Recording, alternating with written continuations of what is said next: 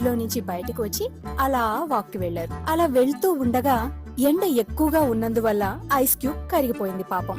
అలా ice cube కరిగిపోవడం చూసి onion, green chilli ఇద్దరు కూడా ఏడుస్తూ ఇంకొంచెం ముందుకు అలా వెళ్తూ ఉండగా ఒక స్విమ్మింగ్ పూల్ వచ్చింది. అక్కడ వీళ్ళిద్దరూ కూడా స్నానం చేసి బయటకు వచ్చారు. అప్పుడే స్నానం చేసి క్లీన్ గా గ్రీన్ గా ఉండడం వల్ల చిల్లీని చూసి ఒక బజ్జీ కొట్టువాడు చిల్లీని తీసుకువెళ్లి మిర్చి బజ్జీ వేసేశాడు.